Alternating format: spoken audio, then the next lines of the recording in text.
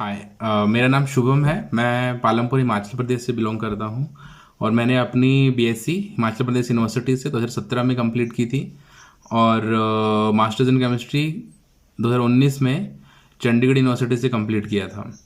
During my masters और bachelors मैं बच्चों को पढ़ाता था और मास्टर्स करने के दौरान मैंने रिसर्च प्रोजेक्ट पे काम किया था जिसपे कि बायो नैनो कंपोजिट सिंथेसाइज करते थे, जिनका कि एप्लीकेशन था नैनो कंपोजिट का डिटॉक्सिफिकेशन ऑफ टेक्सटाइल डाइज। की हम लोग जो डाइज यूज करते हैं इंडस्ट्रीज में, वो जो डाइज हैं उनको बिना ट्रीट किए बाद में लैंडफिल्स में या वाटर में फेंक दिया जाता है, जिससे कि हमारी aquatic life as well as the nature को हार्म होता है और बहुत ज़्यादा टॉक्सिसिटी जो है हमारे नेचर में फैल रही है।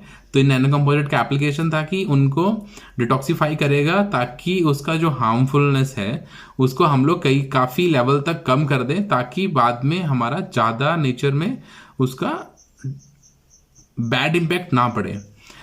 तो इस जर्नी के दौरान मैंने केमिस्ट्री की बहुत सी चीज़ों को समझा और कैसे हम लोग मैथमेटिकली, जैसे कि फिजिकल केमिस्ट्री में हम लोग कैसे डेरिवेशंस ड्रॉ करते हैं, उनको कैसे समझा जाए, क्या उनके एप्लीकेशंस रहते हैं, कैसे उनको बनाया जाता है, कैसे किसी रिएक्शन को सिंथेसाइज किया जाता है किसी चीज़ की प्रॉपर्टी के साथ। तो ये सब चीज़ें जो मैं कर पाया हूँ, वो सब चीज़ें जो हम लोगों ने, जब हम लोग 11th से शुरू करते हैं पढ़ना और धीरे धीरे हम लोग आगे बढ़ते गए कि कौन सा एलिमेंट कैसा होगा, कैसी प्रॉपर्टीज होगी, किसके साथ कैसा उसका जुड़ाव रहेगा, किसका नहीं रहेगा, क्यों नहीं रहेगा, कैसा नहीं रहेगा। तो ये सब चीज़ें वहाँ जाके और डिटेल में समझने को मिली और इस जर्नी में मैंने बहुत सी चीज़ें सीखी हैं और मेरे पास लगभग 5 से ज़्यादा सालों का एक्सपीरियंस है और इन 5 से ज़्यादा सालों में मैंने बहुत से स्टूडेंट्स को पढ़ाया और काफ़ी अच्छे रिजल्ट्स भी रहे उनके।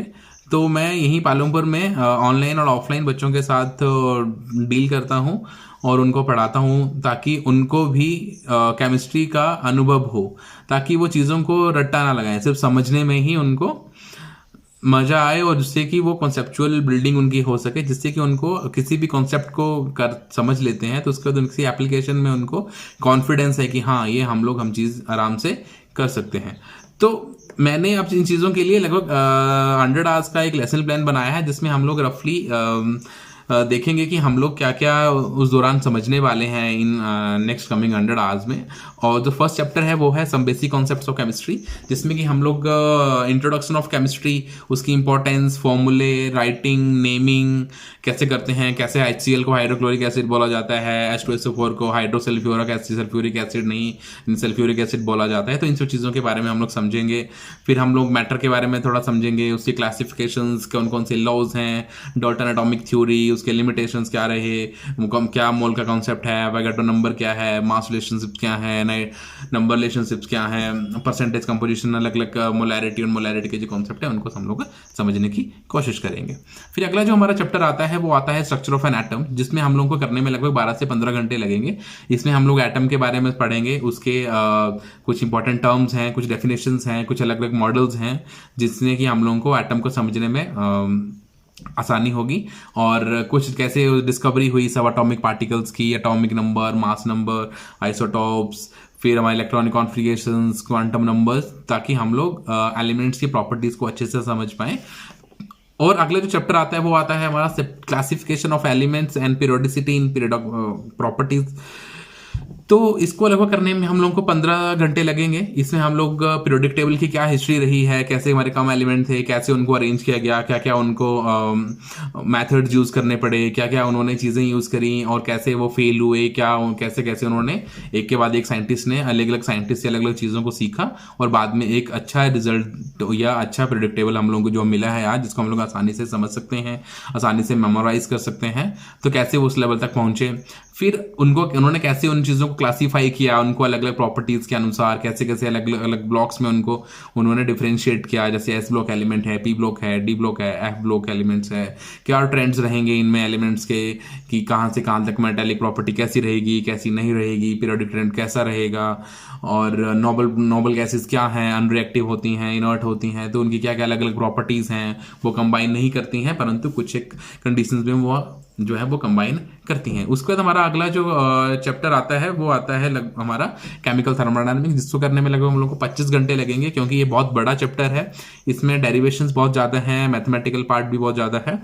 और इसमें हम लोग सबसे पहले ये समझेंगे कि जो थर्मोडायनेमिक्स में होने वाली जो टर्म्स हैं, जो बेसिक टर्मिनोलॉजी है, तो उनको हम समझेंगे। फिर उसके बाद उनकी एप्लीकेशंस क्या हैं, क्या क्या एंथैल्पी चेंज आएंगे, क्या क्या रिएक्शन के दौरान एंथैल्पीज में फर्क पड़ेगा, स्पॉन्टेनिटी क्या होगी, एंथैल्पी क्या होगी, एंट्रोपी क्या होगी, गिव्स फ्री एनर्जी, इक्विलिब्रियम के बारे में हम लोग इसमें डिटेल में इसकी चर्चा करेंगे। और साथ में हम लोग इसको ये भी समझेंगे कि कैसे हम लोग धीरे धीरे इन चीज़ों को क्वेश्चन में अप्लाई कर सकें, क्योंकि सबसे मेन चीज़ तो हम लोगों को क्वेश्चन सॉल्व करना है।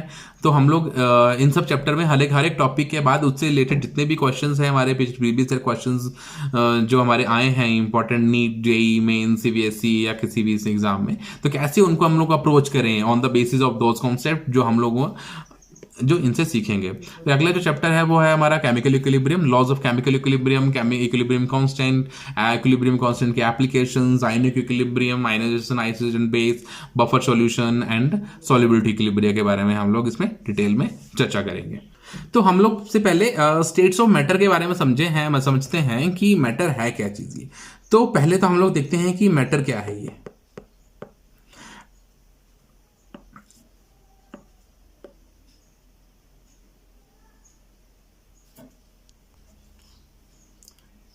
तो मैटर के बारे में समझेंगे। मैटर जो होता है वो हमारा 3 तरह का होता है, जिसको हम लोग आराम से देख सकते हैं, समझ सकते हैं। जैसे कि हमारा है सॉलिड, फिर आता है उसके बाद हमारा लिक्विड, फिर आता है हमारा गैस। सॉलिड का हम लोगों को पता है कि डेफिनेट शेप होती है, शेप बिल्कुल उसका डेफिनेट होता है, जिसमें हम लोग कोई चेंजेस नहीं कर सकते हैं, आसानी से कोई चेंज नहीं आता है बिना किसी बड़ी कंडीशन के। जो लिक्विड होता है जिस कंटेनर में डालेंगे वही शेप ले लेगा, take the shape of container, takes the shape of container.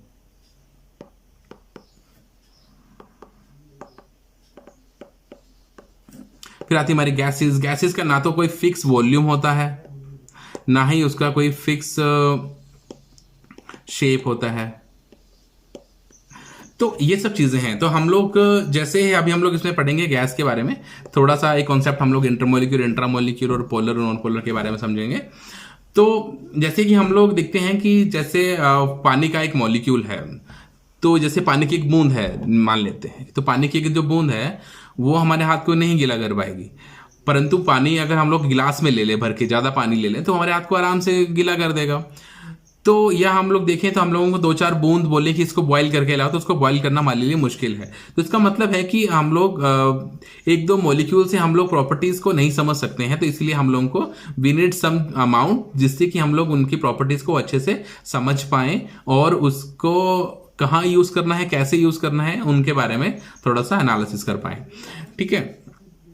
तो अब जैसे क्या चीजें हैं जो इन चीजों को जोड़ के रखती हैं कि ये लिक्विड है, ये गैस है। तो अब गैस में कुछ अलग अलग चीजें हैं कि गैस के मॉलिक्यूल पास पास हैं या दूर दूर हैं या पास हैं, तो कौन कौन सी चीजों ने उनको पास रहने की मदद करी है।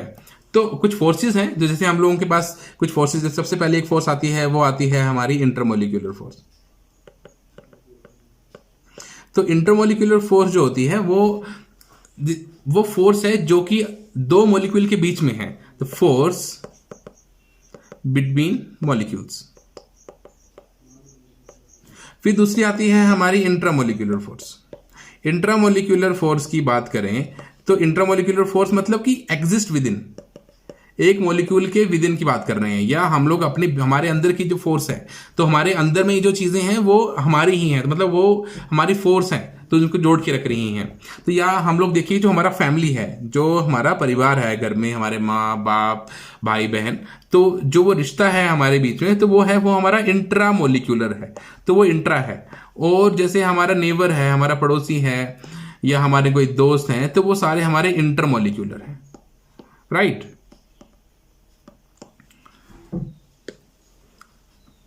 तो जैसे हम लोगों के स्कूल में कंपटीशन होता है, तो स्कूल के अंदर में स्कूल की गेम्स हो रही हैं अलग अलग क्लासेस के बीच में, तो हम लोग बोलते हैं कि वो इंट्रा